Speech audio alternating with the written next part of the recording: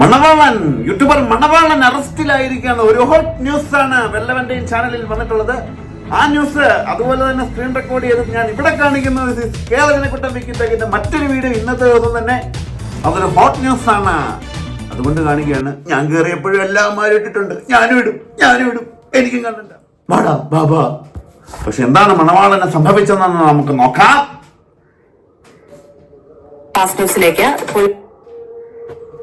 സ്വാഗതം. ഫാസ്റ്റ് ന്യൂസിലേക്ക് ഒരു വാർത്തയിലേക്കാണ്. തൃശൂരിൽ യൂട്യൂബർ മുഹമ്മദ് ഷഹീൻ ഷായ്ക്കെതിരെ ലുക്കൌട്ട് നോട്ടീസ്. കോളേജ് വിദ്യാർത്ഥികളെ ലുക്കൌട്ട് നോട്ടീസ് ആണ് വന്നിട്ടുള്ളത്. അതായത് അവൻ നാടുവിട്ടു. ഞാനും നാടുവിട്ടിട്ടുണ്ടായിരുന്നു. ഞാൻ ഹിമാചലിലാ പോയെ. അതിന്റെ പിന്നെ പറയാം. ഇവൻ എങ്ങോട്ടാ പോയെന്ന് എനിക്കറിയത്തില്ല. അത് കാണട്ടെ. കൊലപ്പെടുത്താൻ ശ്രമിച്ച കേസിലാണ് മണവാളൻ എന്ന പേരിൽ അറിയപ്പെടുന്ന യൂട്യൂബർക്കെതിരെ ലുക്കൌട്ട് നോട്ടീസ് പുറപ്പെടുവിച്ചത്. കേരളവർമ്മ ഈ ഫോട്ടോയിൽ കാണുന്നയാൾ Thrissur west police station CR 423/2024 US 241. അത് ബാർ നമ്പർ പോട്ടെ. കേസിലെ പ്രതിയാണ്. ഇയാൾ സംഘം ചേർന്ന് 19/4/2024 17:51 മണിയോ എനിക്കറിയത്തില്ല. എവനെല്ലോ കയറി പോയി നോക്കാതെ എത്ര മണിയാണ്.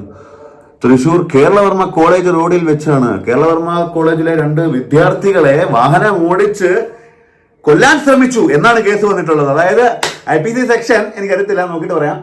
പക്ഷെ കിട്ടിക്കഴിഞ്ഞാൽ റിമാൻഡിനകത്ത് പോകുന്ന കേസാണ്. 30 ദിവസം മുതൽ ഒരു 90 ദിവസത്തിനുള്ളിൽ ജാമ്യം കിട്ടാവുന്ന ഒരു കേസാണ്. നമുക്ക് കേസിലേക്ക് വരാം. റോഡിൽ വെച്ച് മോട്ടോർ സൈക്കിൾ യാത്ര ചെയ്യുകയായിരുന്ന 2 കോളേജ് വിദ്യാർത്ഥികളെ കാറിടിച്ച് കൊലപ്പെടുത്താൻ ശ്രമിച്ചു എന്നാണ് കേസ്. കെ അഖിൽ വിവരങ്ങൾ നൽകും. അഖിൽ, എന്താണ് ഈ കേസിനാസ്പദമായ സംഭവം? കെ അഖിലിന്റെ അവിടെ കാണും, പോയി നോക്ക്. ഞാൻ ഇവിടെ വലിക്കായിരിക്കുമല്ല. സംഭവം എന്ന് വെച്ച് കഴിഞ്ഞാല് ഇത്രയൊക്കെ തന്നെയുള്ളൂ. ഈ തീയതിയിൽ ഞാൻ നേരത്തെ പറഞ്ഞിട്ടുണ്ട്. ആ തീയതിയിൽ വണ്ടി എന്തോ ആക്സിഡന്റ് ആയി കാണും. അവൻ ചിലപ്പോൾ നിർത്താതെ പോയി കാണും. അപ്പം കേസ് എല്ലാ ഫോട്ടോയും കിട്ടി കാണും. വണ്ടിയുടെ നമ്പർ പ്ലേറ്റിന്റെ ഇവന്റെ പേരിലായിരിക്കാം വണ്ടി. അങ്ങനെ കേസ് രജിസ്റ്റർ ചെയ്തു. ഇവനെ ഒളിച്ചോടി പോയ സംഭവം. എവിടാ പോയെന്ന് ഞാൻ പറയില്ല. അപ്പം ഇതൊക്കെയാണ് ഇതിന്റെ പിന്നിൽ നടന്നിട്ടുള്ള കാര്യം. അപ്പം അഖില് ഇനിയിപ്പൊ ഇതിനെ കുറിച്ച് വളച്ചു നീട്ടി കണത്തി എന്ന് പറയും. അപ്പൊ ഇതൊന്നുമല്ല ഞാനിവിടെ പറയാൻ പോകുന്ന മറ്റൊരു കാര്യം.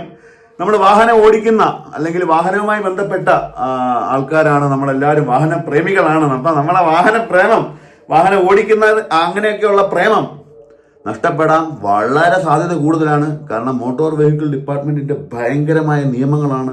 അപ്പൊ ആരാണ് മന്ത്രി? നമ്മൾ ഗണേഷ് സാർ എന്താണ് ഇതിനെ കുറിച്ച് പറയുന്നത് നോക്കാം. 5 വഴി പോകും. ഞാൻ കണ്ടൊരു കാഴ്ചയാണ്. ലൈസൻസ് പോലത്തെ കൊച്ചു മകൻ സ്കൂട്ടർ ഓടിക്കുക. 2 പെൺമക്കൾ കുഞ്ഞുങ്ങൾ അവരെയും പുറകെ കയറ്റിയിട്ടുണ്ട്. ഞാനൊന്ന് കൈ കാണിച്ചു. വേറെ ഒന്നും അല്ല, ഒന്ന് ഉപദേശിച്ചു വിടാം മോനെ അങ്ങനെ ചെയ്യരുതെന്ന് പറയാൻ. മറ്റേ മേളിലായിട്ടുള്ള വണ്ടിയാണല്ലോ. അപ്പൊ പിന്നെ നിർത്തും എല്ലാരും കൈ കാണിച്ചാൽ തന്നെ. ഇദ്ദേഹത്തിന്റെ വാഹനം എന്തായാലും പോലീസ് അകമ്പടിയോടുകൂടിയുള്ള വാഹനമായിരിക്കണം. അതുകൊണ്ടായിരിക്കണം അവർ നിർത്താതെ പോയത്. അല്ലെങ്കിൽ തന്നെ 3 പേരെ വെച്ച് ആരെങ്കിലും കൈ കാണിക്കുമ്പോൾ 4ാമതിൽ തന്നെ കയറ്റാൻ വിചാരിച്ചിട്ട് വല്ലതും നിർത്താതെ പോവാം. അങ്ങനെ പല കാര്യങ്ങളും ഉണ്ട് ഇതിനകത്ത്.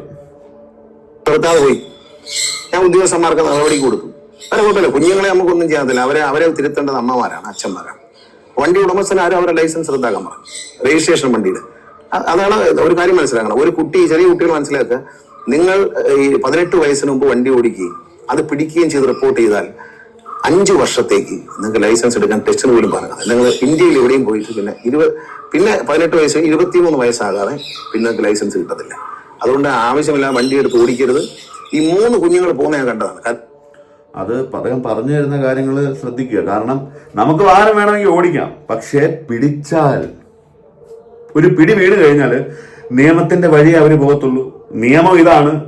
അത് ബാധിക്കാൻ പോകുന്ന നിങ്ങളെ മാതാപിതാക്കളെ ആയിരിക്കാം, അല്ലെങ്കിൽ ഈ വാഹനത്തിന്റെ ഓണറെ ആയിരിക്കാം. നമ്മുടെ വാഹനം റെന്റിനൊന്നും സത്യം പറഞ്ഞാൽ ഒരു റെന്റൽ അതുമായിട്ട് ബന്ധപ്പെട്ട് രജിസ്റ്റർ ചെയ്ത് ടാക്സ് ഒക്കെ അടയ്ക്കുന്ന ആൾക്കാർക്കൊക്കെ ഇത് നടപടിയുണ്ട്. അതല്ലാതെ നമ്മളിപ്പോ ഒരു വണ്ടി മേടിച്ചിട്ട് അല്ലെങ്കിൽ എവനിൽ പൈസ തരാണ്ടെങ്കിൽ അവൻ്റെ കയ്യിൽ നിന്ന് 6 മേടിച്ചെടുത്തിട്ടിട്ട് നമ്മുടെ റെന്റിനൊക്കെ കൊടുത്ത് അത് വലിയ രീതിയിൽ നമ്മളെ ബാധിക്കും. ആ വാഹനത്തിന്റെ ഉടമസ്ഥനെ ബാധിക്കും. എന്തെങ്കിലും മരണം സംഭവിച്ചില്ല. അപ്പം 18 വയസ്സിൽ താഴെയുള്ള വിദ്യാർത്ഥികൾ അല്ലെങ്കിൽ കൊച്ചു കുട്ടികൾ, നിങ്ങൾ വാഹനം ഓടിക്കുമ്പോൾ കാട്ടിൽ കൂടെയോ മേട്ടിൽ കൂടെയോ ഒക്കെ പോകാൻ ശ്രമിക്കുക. അല്ലെങ്കിൽ ഓടിക്കാതെ ഇരിക്കുക. അത്രേ ഉള്ളൂ എനിക്ക് പറയാൻ. അല്ലെങ്കിൽ എന്നെ വീണ്ടും പിടിച്ചകത്തിടും. പിള്ളേരെ മറ്റേ ഉപദേശം കൊടുത്തെന്ന് പറഞ്ഞിട്ട് ഓടിക്കല്ലേ പൊന്നെ, ഞാനൊന്നും പറഞ്ഞിട്ടില്ലേ, എന്നെ ഒന്നും ചെയ്യല്ലേ, എനിക്ക് വയ്യായേ. അപ്പം നമുക്ക് അദ്ദേഹം പറയുന്ന മറ്റു കാര്യങ്ങളിലേക്ക് പോവാം. ഈ 3 കുഞ്ഞുങ്ങൾക്ക് ഹെൽമെറ്റ് ഇല്ല. ഈ ലൈസൻസ് ഇല്ലാത്ത ഈ കുട്ടിയാണ് ഓടിക്കുന്നത്. 2 പെൺമക്കൾ പുറകിൽ കൊണ്ട് അവർക്കും ഹെൽമെറ്റ് ഇല്ല. അപ്പൊ ഞാനൊന്ന് കൈ കാണിച്ചപ്പോൾ അതിനേക്കാൾ വേഗത്തിൽ ഒരു വഴി കൂടെ അകത്തോട്ട് അങ്ങ് പോകുന്നത്. പിന്നെ അതിന്റെ പുറകിലൊന്നും പോകുന്ന പരിപാടി ശരിയല്ല. അവരെ ജയിച്ചു പിടിക്കല്ല, അവരെ ബോധവൽക്കരിക്കാവുന്നത്. ഏതായാലും വണ്ടിയുടെ ഉടമസ്ഥ അച്ഛനായാലും അമ്മയായാലും അവരുടെ ലൈസൻസ് പോവും, വണ്ടിയുടെ പെർമിറ്റ് പോകും. അല്ല, അവര് വിളിച്ചിട്ടുണ്ടോ? നോട്ടീസ് കൊടുത്ത് വിളിച്ച് നിയമപരമായിട്ട് ചെയ്യും. നിയമപരമായിട്ട് എല്ലാം ശക്തമായ നടപടി. കാരണം ഇത് പാടില്ല. എന്നെ കേൾക്കുന്ന എല്ലാവരും മനസ്സിലാവും, മക്കളെ വണ്ടിയും കൊടുത്ത് വിടരുത്. കുഞ്ഞുങ്ങൾ, ലൈസൻസ് ഇല്ലാത്ത കുഞ്ഞുങ്ങൾ വണ്ടിയായിട്ട് പോയാൽ അതിന്റെ ഉത്തരവാദിത്വവും അതിന്റെ നഷ്ടവും അച്ഛനമ്മമാരുടെ ലൈസൻസിൽ വരും. അതുപോലെ തന്നെ ഈ കുഞ്ഞുങ്ങളെ നഷ്ടപ്പെട്ടാൽ സഹിക്കാനൊക്കത്തില്ല. അതുകൊണ്ട് ഹെൽമെറ്റ് വയ്ക്കാതെ, ലൈസൻസ് ഇല്ലാതെ കുഞ്ഞുങ്ങളെ വണ്ടിയും കൊടുത്ത് വിടരുത്. ഹെൽമെറ്റ് 3 കുട്ടികൾ ഒരു ബൈക്കിൽ കയറാൻ പാടില്ല. യുവാക്കളോട് ഞാൻ പറയുന്നു, വണ്ടിയിലെല്ലാം ഉദ്യോഗസ്ഥന്മാർക്കെല്ലാം ക്യാമറ കൊടുക്കാൻ പറയും. അദ്ദേഹം പറഞ്ഞ കാര്യം വളരെ സ്ട്രെയിറ്റ് ആണ്. അത് സത്യസന്ധമായ കാര്യങ്ങളാണ്. മരിച്ചുപോയ നഷ്ടം മാതാപിതാക്കൾക്കാണ്. നിങ്ങൾ വാഹനം എടുത്തോണ്ട് പോയ നഷ്ടം മാതാപിതാക്കൾക്കാണ്.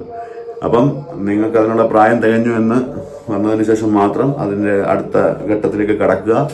വാഹനം നിങ്ങളുടെ കയ്യിലെത്തേണ്ട സമയം, അത് ഗവൺമെന്റ് നിശ്ചയിച്ചിട്ടുള്ളൊരു സമയം, ആ സമയത്ത് തന്നെ അതിന് വേണ്ടിയിട്ട് ശ്രമിക്കുക. അതല്ലാത്ത പക്ഷം ഇത് നിയമത്തിന്റെ വഴി ഭയങ്കര കാഠിന്യമേറിയ വഴിയാണ്. ആ വഴി പോകുന്നത് നമ്മളെ ബാധിക്കും, നമ്മളെ ഫാമിലിയെ ബാധിക്കും.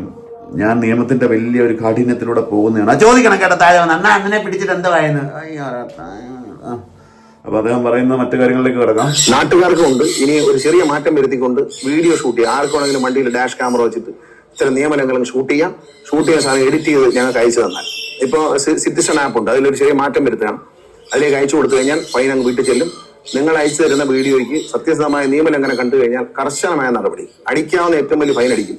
ഈ കേരളത്തിലെ അപകടങ്ങൾ കുറയ്ക്കാൻ എല്ലാ സ്ഥലത്തും പോലീസിനെ നിർത്താനും എല്ലാ സ്ഥലത്തും മോട്ടോർ വെഹിക്കിൾ ഉദ്യോഗസ്ഥരെ നിർത്താനും പ്രയാസം. കേരളത്തിലെ വരുന്ന അപകടങ്ങൾ കുറയ്ക്കാൻ എല്ലാ ഭാഗത്തും മോട്ടോർ വെഹിക്കിൾ ഡിപ്പാർട്ട്മെന്റും ഉദ്യോഗസ്ഥരും കാണും എന്നാണ് അദ്ദേഹം പറയുന്നത്. കേരളത്തിലെ റോഡിനെ കുറിച്ചും കാര്യത്തിനെ കുറിച്ചൊന്നും നമുക്ക് ചോദ്യം ചെയ്യാൻ പറ്റത്തില്ല. കാരണം ഇവിടെ ഇങ്ങനെയാണ്. നമ്മൾ സൂക്ഷിക്കുക. ഉദ്യോഗസ്ഥർ അവരവരുടെ ജോലി ചെയ്യുക എന്നുള്ളതാണ് അവർക്ക് ചെയ്യാൻ പറ്റുന്ന കാര്യം. അവരിപ്പോൾ സഞ്ചരിക്കുന്ന ഇതേ വഴികളിലൂടെ തന്നെയാണ്. ജനങ്ങൾ ഇത് ഏറ്റെടുക്കണം. നിങ്ങളുടെ മുന്നിൽ കാണുന്ന ഈ 3 പേര് ഹെൽമെറ്റ് ഇല്ലാതെ പോവുക, നമ്പർ പ്ലേറ്റ് ഇല്ല, ഇതെല്ലാം നമ്പർ കാണത്തക്ക രീതിയിൽ വീഡിയോയിൽ പകർത്തി നിങ്ങൾക്ക് അയക്കാം. അതിന്മേൽ മോട്ടോർ വെഹിക്കിൾ വകുപ്പ് വളരെ ശക്തമായ ഫൈനുകളും നടപടികളും സ്വീകരിക്കും. സ്വകാര്യ ബസ് ഇടിച്ചാൽ ആരെങ്കിലും സ്വകാര്യ ബസ് അത് തെറ്റിദ്ധാരണ വരുത്തണ്ട. അതും ഇതുപോലെ തെറ്റിദ്ധാരണ വരുത്തണ്ട. പറഞ്ഞത് മാധ്യമത്തിൽ വന്നപ്പോൾ പെർമിറ്റ് ടെസ്റ്റ് റദ്ദാക്കുമെന്ന് അവർ ഹെഡിങ്ങാണ്. യാഥാർത്ഥ്യം എന്ന് പറയുന്നത് ഒരു സ്വകാര്യ ബസ് ഇടിച്ച് ഒരാളെ മരണത്തിന് ഇടയാക്കിയെന്ന് മോട്ടോർ വെഹിക്കിൾ ഉദ്യോഗസ്ഥർക്ക് ബോധ്യപ്പെടണം. ഒരു KSRTC അപകടം ഉണ്ടായി കഴിഞ്ഞാൽ ഇത്തരത്തിലുള്ള നിയമം ഉണ്ടാവുമോ?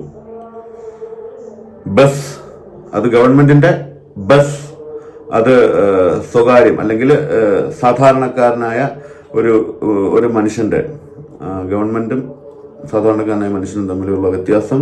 ഗവൺമെന്റിന്റെ വാഹനത്തിനൊരു പ്രശ്നമില്ല, സാധാരണക്കാരന്റെ വാഹനത്തിന് പ്രശ്നമുണ്ട്. നമ്മൾ വീഡിയോ കാണുന്നത് ഉദാഹരണം തിരുവനന്തപുരത്തൊരു ചെറുപ്പക്കാരൻ ഞെരിഞ്ഞു മരിച്ചു വണ്ടിക്കിടയിൽ. വളരെ ദാരുണമായ അന്ത്യമാണ് സംഭവിച്ചത്.